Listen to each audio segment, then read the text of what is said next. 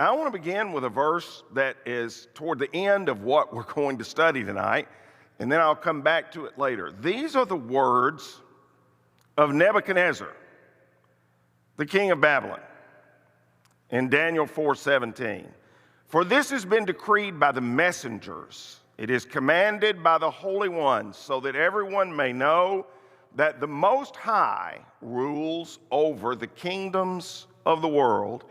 He gives them to anyone he chooses, even to the lowliest of people.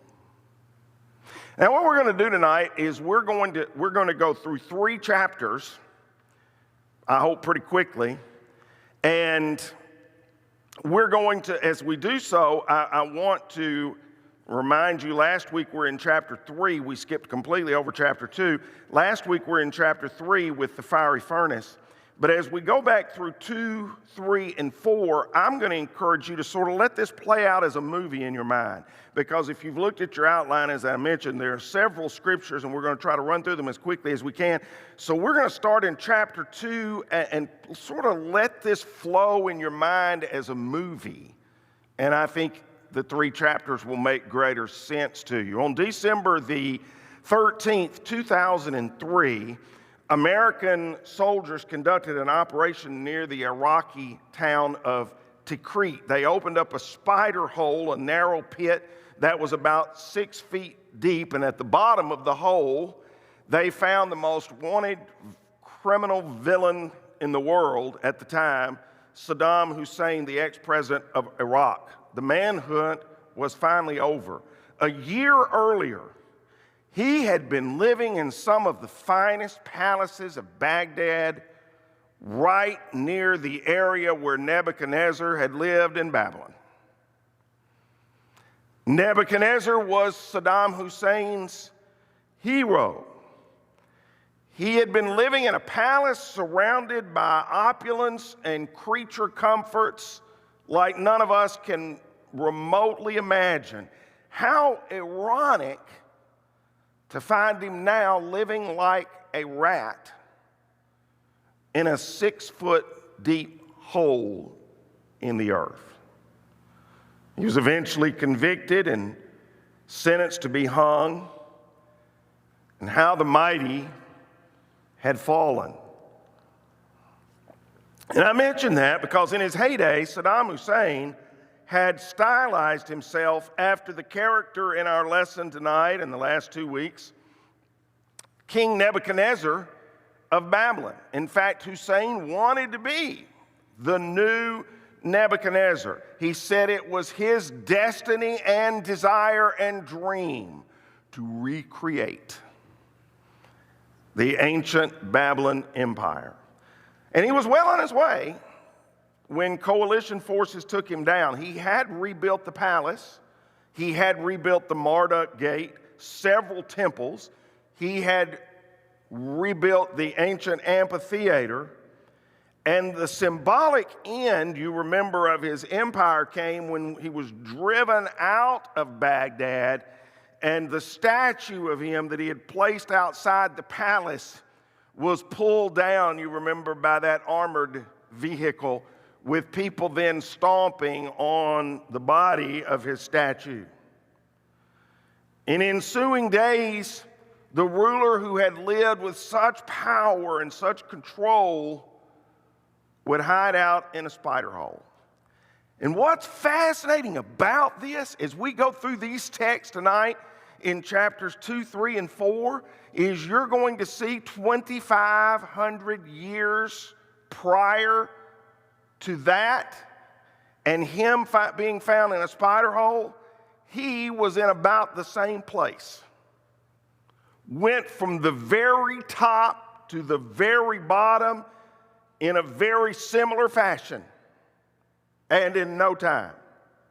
Nebuchadnezzar ruled Babylon from 605 to 562 BC for 4 decades. Once he conquered the Assyrians and drove Egypt back beyond the Nile, the known world was basically his. The Babylonian Empire was one of the great empires of all time. And during his reign, Babel, the birthplace of idolatry, you remember in Genesis chapter 11, where the Tower of Babel was being built, reached its zenith. The city was surrounded by double walls, 90 feet high and 22 feet wide. And not just one series of walls, but two series of walls. It was impenetrable as any ancient city had ever been. The Euphrates River, the same Euphrates River that is the birthplace of creation, the Tigris and the Euphrates, flowed under the fortifications, supplying the city with its water and allowing it to grow its own food. It was not only impregnable, but a marvelous place to live. Nebuchadnezzar had adorned the city with beautiful architecture. He had built a 700-room palace. He had built for his wife as a gift the Hanging Gardens of Babylon, one of the 7 wonders of the ancient world.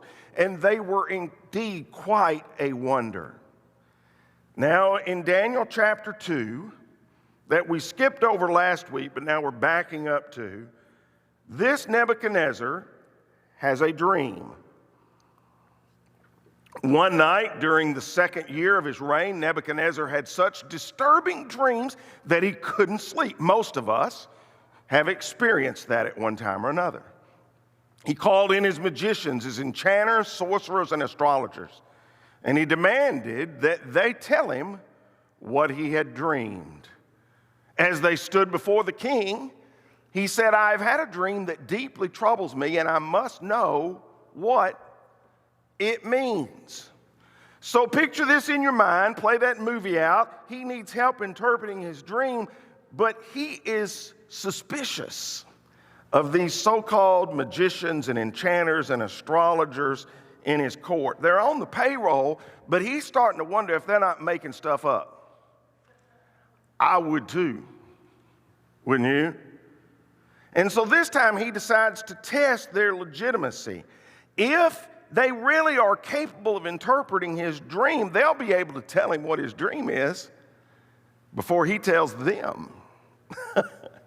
So they said, "Please, Your Majesty, tell us the dream, and then we'll tell you what it means." And he says, I know what you're doing. You're stalling for time. Because you know I'm serious when I say, if you don't tell me the dream, you're doomed.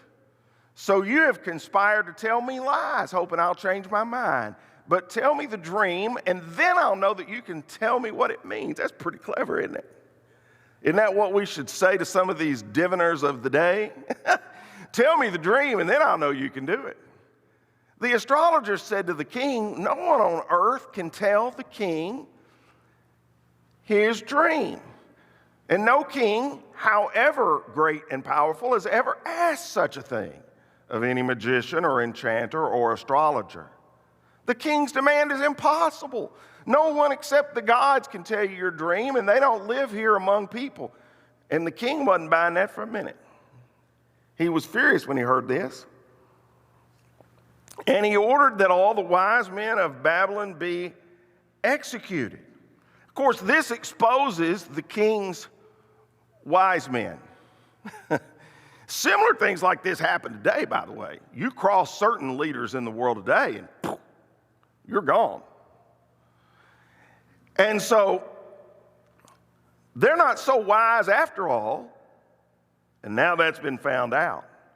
Nebuchadnezzar is about to clean house when Daniel, remember his assistant, the one he trusts from our previous studies, Daniel, the foreigner and the minority who is having to live under pagan and majority rule, Daniel hears what has happened, prays to the true God. The Lord reveals to him both the dream and its interpretation. And he says, "Praise the name of God forever and ever, for he has all wisdom and power.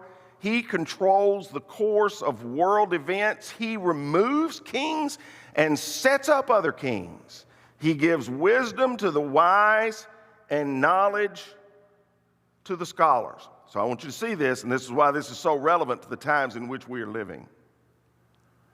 Daniel is a faithful Jew living in the Mecca of idolatry. He's a teenager. We believe at this point, 17, 18 years old, barely able to shave. Jerusalem had been invaded, and Daniel was uprooted from his family and friends and faith and everything that was familiar to him, and brought to this foreign land to serve under this pagan, anti-God government. And if there was any resentment, and I'm sure there was, because we see it today, he had to get over it quickly. For now he's expected to serve Nebuchadnezzar and a pagan religion in the royal court. Back home, he's been a part of a godly majority. Now, he's a part of an ungodly, paganist culture, a land hostile to his faith. See, in Babylon, Daniel's God is just considered one of many gods. Not only has his God been set aside, but basically all of Israel's religious treasures have been brought back to Babylon as well. But Daniel never stopped believing that his God controls the course of world events, removes kings, and sets up other kings. Do you believe that? Do you think times are different in 2021 than they were in 600 BC? I don't. I think God moves in mysterious ways, and we don't often understand or know why he allows to have happen or moves the chess pieces around the board in just the way that he does. But you either believe this or you don't.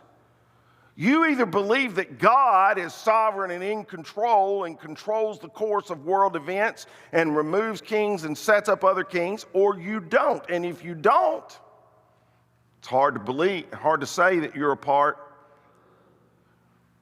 of the God minority. So, even though the people of Israel has now been marginalized, the God of Israel would never be marginalized. We need that reminder always. In good times and bad, we need that reminder. Daniel knew it was God who had raised up Nebuchadnezzar and bringing judgment against his own people in Judah. Now, this is very important. Hold on to this. If you started to drift for about 30 seconds there, then come back into the current, because this is very important. All right? Daniel believed in God, but he also knew what was happening because he knew his Bible. He knew his history. Daniel had already read the prophecies of Habakkuk that said, "Look around at the nations, look and be amazed, for I am doing something in your own day, something you wouldn't believe even if someone told you about it. I am raising up the Babylonians, a cruel and violent people. They will march across the world and conquer other lands." Daniel had read that prophecy. He knew Nebuchadnezzar wasn't in control. God had arranged it. God had been punishing his own people.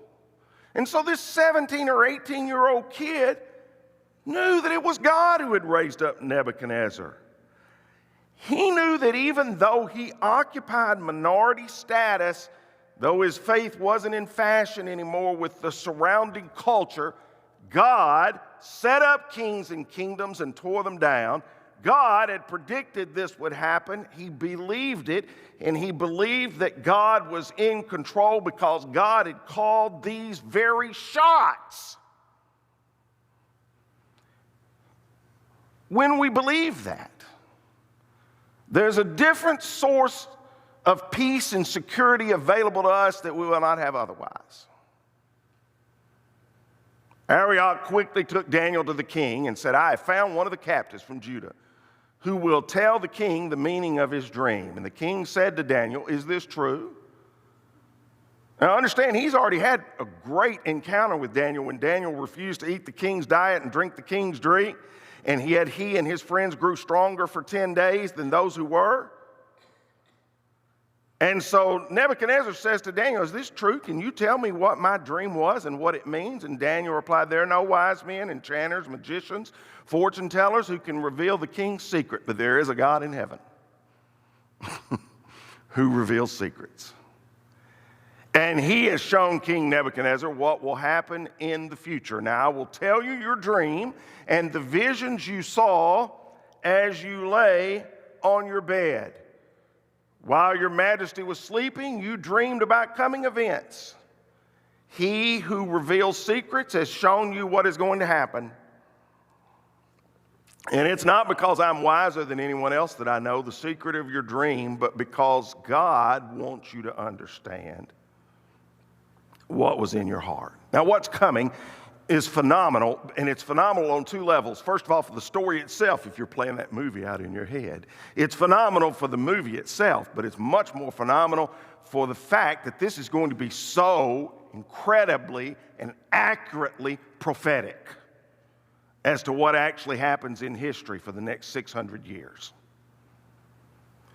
In Nebuchadnezzar's dream, the king saw an image of a man. His head was gold, his chest and his arms were silver, his torso was bronze, his legs were iron, and his feet was iron mixed with clay. And that supernatural image stayed in his mind, and there was a stone then that struck the image at its feet, and the whole statue crumbled into pieces. And the metals from the image were scattered while the stone grew larger in his dream into a huge mountain that filled the whole earth. As a part of his interpretation, Daniel said, Your Majesty, you are the greatest of kings. The God of heaven has given you sovereignty and power and strength and honor. Nebuchadnezzar was ruling what was at that time the world's most glorious empire ever. But Daniel was faithful to remind him that was because God had put him in that position. It was on loan to him from the God of heaven, and he would not rule forever. Inferior kingdoms would follow. Daniel told him, after your kingdom comes to an end, another kingdom inferior to yours will rise to take your place.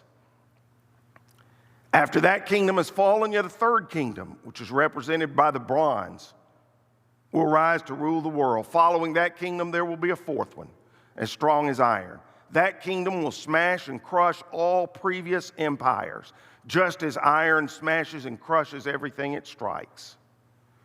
The feet and toes you saw were a combination of iron and baked clay, showing that this kingdom will be divided like iron mixed with clay, but it will have some of the strength of iron. But while some parts of it will be as strong as iron, other parts will be as weak as clay.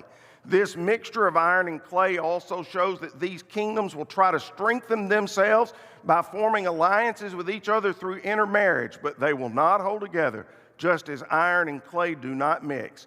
During the reign of those kings, the God of heaven will set up a kingdom that will never be destroyed or conquered. It will crush all these kingdoms into nothingness.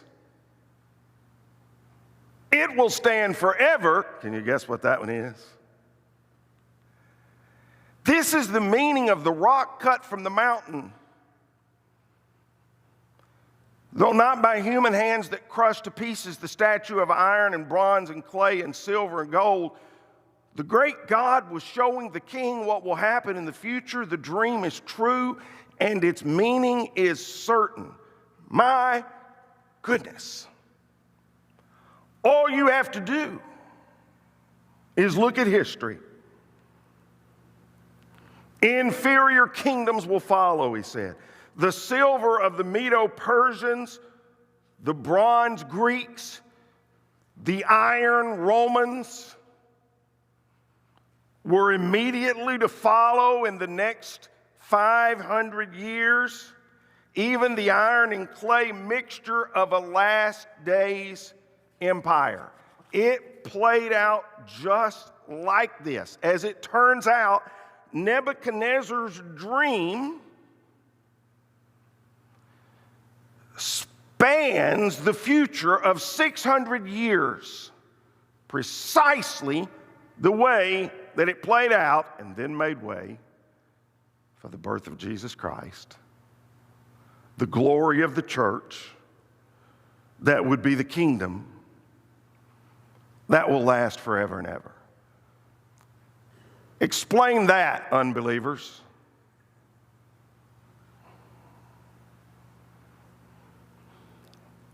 And over the centuries, Bible students have studied the details of this dream and marveled at its remarkable accuracy. But make no mistake about its original purpose. This was a shot across Babylon's bow.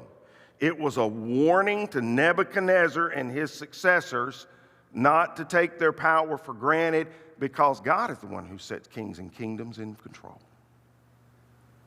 And we either believe that or we don't. I do. God in heaven is the ultimate ruler.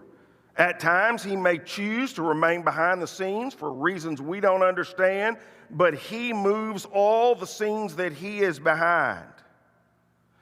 And by the way, Nebuchadnezzar listens to all this from David and gets the point, sort of. King Nebuchadnezzar threw himself before Daniel and worshiped him and commanded his people to offer sacrifices and burn sweet incense before him.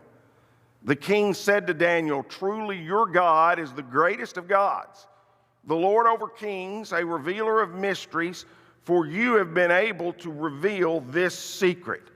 And then he promoted Daniel's own friends to higher positions. He appointed Daniel to a high position, gave him many valuable gifts. He made Daniel ruler over the whole province of Babylon, as well as chief over all his wise men. So David saved all those wise men's lives. He stepped in and kept them from being executed, and then became their boss. And he's now ruler over the whole province of Babylon. Sounds good right here, doesn't it? But Nebuchadnezzar, like us sometimes, was a slow learner. He was the head of gold in his dream,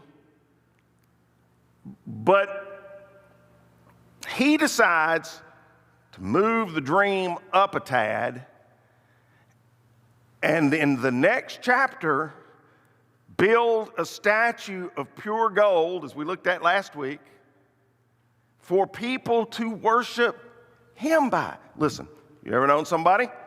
They became a Christian, they became a believer, everything was wonderful for a while, and then all of a sudden, they started to think it was them. They started thinking it was them. They got puffed up with pride, puffed up with glory, self-emulation. That's what happened here. And his image was in direct defiance to God's revelation in the dream. And so when Daniel's three friends, who had just been promoted to be in charge of the affairs of the province of Babylon, Shadrach, Meshach, and Abednego, when his three friends didn't bow before the statue, as we noticed last week, he threw them into the den of fire. And you remember that when God came alongside them, Nebuchadnezzar, once again, seems to get it for the moment. And he sent his angel to rescue his servants who trusted in him. And he said, "I make this decree. If any people, whatever their race or nation or language, speaks a word against the God of Shadrach, Meshach, and Abednego, they will be torn limb for limb, and their houses will be turned into heaps of rubble. There is no other God who can rescue like this." Which brings us to chapter 4. which is, hear me now, one of the most remarkable passages in all the Bible. Because Daniel chapter 4 was not written by a Hebrew patriarch like the Pentateuch was. Daniel chapter 4 was not written by a Hebrew judge or a king or a Hebrew disciple. Daniel chapter 4, all of it, was written by a pagan king in a pagan land, Nebuchadnezzar himself. Before Daniel 4 was a chapter in your Bible, it was a kingly edict read all across the Babylonian Empire. King Nebuchadnezzar sent this message to the people of every race and nation and language throughout the world. Peace and prosperity to you. I want you all to know about the miraculous signs and wonders the Most High God has performed for me. How great are his signs, how powerful are his wonders. His kingdom will last forever, his rule through all generations. I, Nebuchadnezzar, was living in my palace in comfort and prosperity. But one night I had a dream that frightened me. I saw visions that terrified me as I lay in my bed. So King Nebuchadnezzar wants the world to know that among all of its kings and idols and objects of worship, there's only one that is the true high God. While I was lying in my bed, this is what I dreamed. I saw a large tree in the middle of the earth. The tree grew very tall and strong, reaching high into the heavens for all the world to see. It had fresh green leaves, and it was loaded with fruit for all to eat. Wild animals lived in its shade, and birds nested in its branches. All the world was fed from this tree. You got the movie going in your mind? I hope so. Then as I lay there dreaming, I saw a messenger, a holy one, coming down from heaven. The messenger shouted, "Cut down the tree and lop off its branches, shake off its leaves and scatter its fruits. Chase the wild animals from its shade and the birds from its branches, but leave the stump and the roots in the ground, bound with a band of iron and bronze and surrounded by tender grass. Now let him be drenched." Let him, what? Let him? "Leave the stump and the roots in the ground, bound with a band of iron and bronze and surrounded by tender grass. Let him be drenched with the dew of heaven, and let him live with the wild animals among the plants of the field." In verse 14, we're told another name for a messenger is an angel. It's interesting to me that the angels are watching us. They're observing us. Apparently, our failures and successes may be lessons to the angels. But this gets us to where we started tonight. The very first words out of my mouth were Daniel 4:17. Nebuchadnezzar now says, "For this has been decreed by the messengers.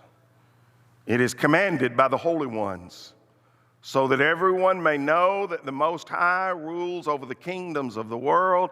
He gives them to anyone he chooses, even to the lowliest of people."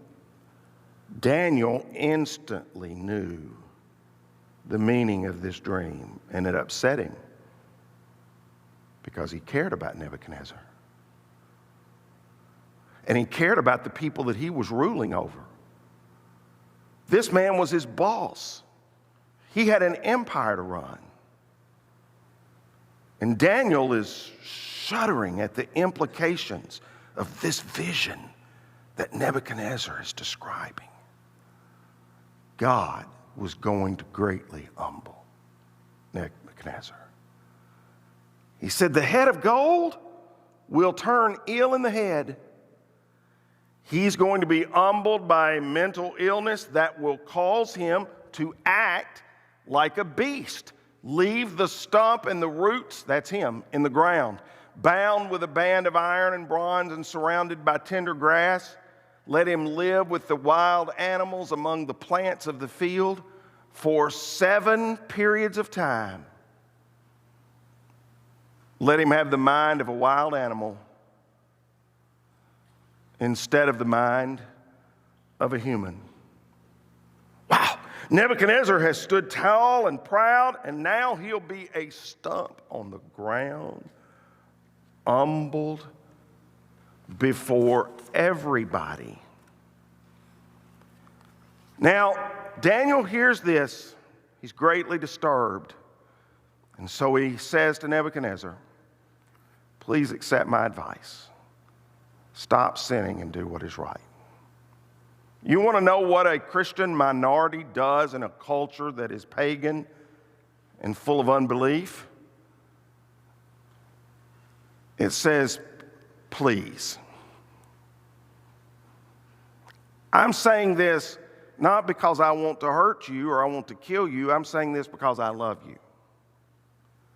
Please accept the Word of God. Please stop sinning and do what is right. That's what you do when you're outnumbered. You don't fight back an eye for an eye and a tooth for a tooth. That was the Old Testament law. That's not what Jesus did. You don't strike out with your own sword. That's what Peter did in the Garden of Gethsemane. And Jesus picked up the ear of Malchus, the Roman soldier, and put it back on his head. You know what you do? You stay believing in God, you stay loving in your heart, and you tell the truth, stop sinning, and do what is right. That's what you do. Now, I love this. He didn't soften the message. He didn't say, Nebuchadnezzar, you can have your best life now. He knew God was ticked off at Nebuchadnezzar. But the king didn't accept Daniel's advice, and about a year later, he was strolling around his palace, boasting about the greatness of his own accomplishments and achievements. And as he looked out across the city, he said, look at this great city of Babylon. By my own power, I have built this beautiful city as my royal residence to display my majestic splendor. And while these words were still in his mouth, a voice called down from heaven, "O King Nebuchadnezzar, this message is for you. You are no longer ruler of this kingdom. You will be driven from human society. You will live in the fields with the wild animals, and you will eat grass like a cow. 7 periods of time will pass while you live this way until you learn that the Most High rules over the kingdoms of the world and gives them to anyone he chooses." In that same hour, that judgment was fulfilled. Nebuchadnezzar was driven from human society. Verse 31 says, he ate grass like a cow and was drenched with the dew of heaven. Now, I don't want to be political in all this, and I realize this has been an important political day, so I don't want to, all I want to say is this. I asked you to picture a movie in your mind, so if you want to be living 12 hours ago, imagine President Trump. And if you want to be living right now, imagine President Biden going missing for 7 months. The Washington, D.C. press corps is all ablaze. Nobody can find him. Somebody thinks they've seen what looks like a strange, long-haired, eagle-feathered, bird-clawed nails figure crawling around Camp David. Somebody else says, I think it's President Trump or President Biden. Pick it. No speeches, no public appearances, no photo ops, nothing, from silence from Camp David, except at night A few particularly daring reporters have seen this shadowy figure that looks like an animal crawling around on all fours, chewing grass. And it goes on for 7 long years. By the way, just to throw this in, it's interesting that they have recognized psychological conditions that exactly fit Nebuchadnezzar's symptoms. No kidding. Boanthropy is when a human thinks he's an ox. I think I've felt that a few times, boanthropy. Cyanthropy is when a person thinks he is a dog. I actually have barked as a dog, like a dog son. And lycanthropy is when he thinks he's a wolf. Do you know what my name, Randy, means? Everybody's name has a meaning. Randy means shield wolf. So my parents must have thought I had lycanthropy. But how do you envision a fall this severe? You know, the only thing I can picture, can you look at that picture? The only thing I can picture, there's Nebuchadnezzar kind of, and there's Saddam Hussein. Same country, same boasts, 2,500 years apart. Wow. There was a Greek historian named Ibenus who wrote of Nebuchadnezzar in 286 BC and said the king had been possessed by some strange god and immediately disappeared. That's a historian that's a Greek historian, it's not a Bible believer, verifying the biblical text. By the way, Jewish tradition tells us that it was Daniel who cared for the king during those 7 years he was put out to pasture. Apparently, Daniel used his own political chips, his own political clout, to take care of him as an animal because Daniel knew he eventually was going to return. And he does. These are still Nebuchadnezzar's words beginning in verse 35. After he returns from his boanthropy and cyanthropy and lycanthropy and becomes the ruler again, he says, all the people of the earth are nothing compared to him. He does as he pleases among the angels of heaven and among the people of the earth. No one can stop him or say to him, what do you mean by doing these things? I, Nebuchadnezzar, praise and glorify and honor the King of heaven. All his acts are just and true, and he is able to humble the proud. Wow.